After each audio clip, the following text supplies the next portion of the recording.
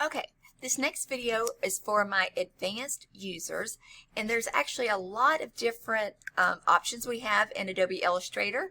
Obviously, we didn't start with kind of the more difficult stuff at the beginning. I do have a sheet to go along with this that you'll need to follow through that kind of talks you through all of these different steps. The first item on the list is the properties. We can go to Windows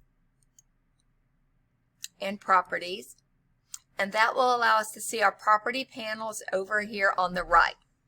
By default, we have Properties, Layers, and Libraries. Okay. If that takes up too much room, we can click right here so the flyout doesn't show. So again, to see that, we can do Window, Properties, and then we have our properties set up right here. Now this next part is neat. This is to show or hide the panels, and we're going to use the Tab key.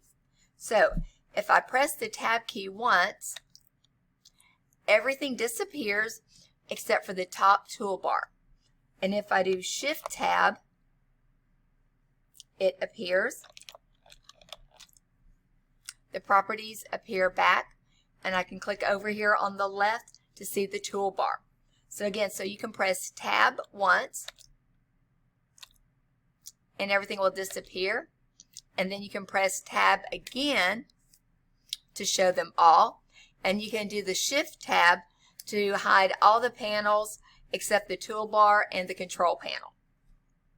Alright, this next one is really neat, and this is going to be able to adjust the panel brightness. As you can see on my screen, I've already done that, and it's a pretty big difference. So I'm going to go to Edit, Preferences,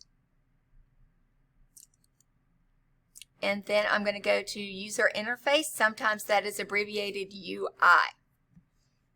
So down here under our preferences, I can select User Interface, and I've got four options. I've got dark, medium, medium light, and white. I can also adjust the canvas color here. I can make my canvas color white, or I can have it match whichever of my backgrounds I'm using. Another important one is the UI scaling. If you notice over here on the left, my toolbars are a lot bigger than what they normally are.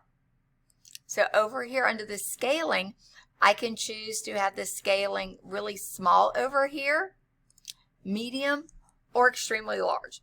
If you're working on a small Chromebook, you may not want to adjust that. Or if you're working on a small Chromebook, you may want to make the toolbar medium so that way you can actually see it. And then you can also choose if you want to scale the cursor or not. Also, while we're down here under our preferences, there are a couple preferences I wanted to show you. If we go to Type, we're going to leave all this alone, but this is good right here where it says the number of recent fonts. I would change that to 15, and that's going to show you all the different fonts that you used. Next, if you go to Units, this part right here is important in general, and that's if you want to show it with points or with inches, okay, or with pixels. So it may depend on what tutorial you're using as to which one you want to use.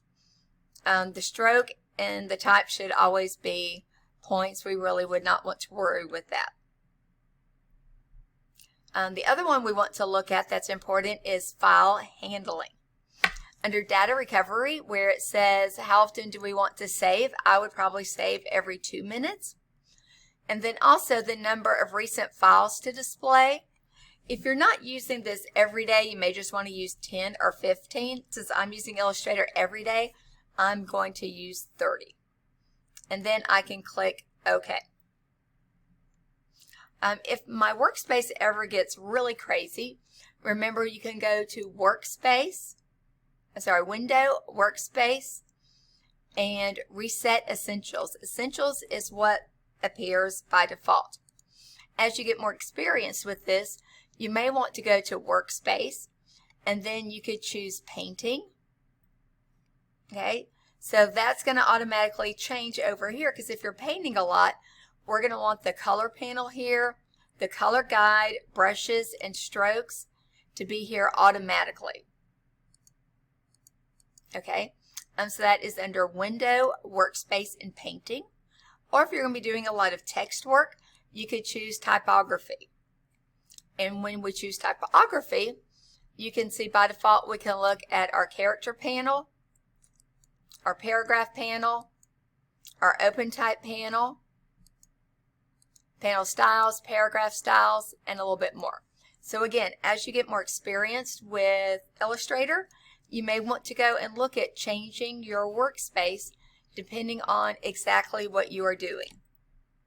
The final thing I want to talk to you about are the screen modes, and on our keyboard we can use the letter F to toggle between them. And we've got 4 modes. So I can click once. We've got the presentation mode, a normal screen mode, and a full screen mode. Under the presentation mode here, all you see is the artwork. Everything else is hidden. The next should be the normal screen mode. It has the artwork in the standard window with the menu bar at the top and the scroll bars on the side. And then the full screen one, it may be a little bit hard to see, but you can also see all of the items down here at the bottom. Okay, and that's just a couple important things to know as you get more experienced with Adobe and some of the different settings that you may want to use.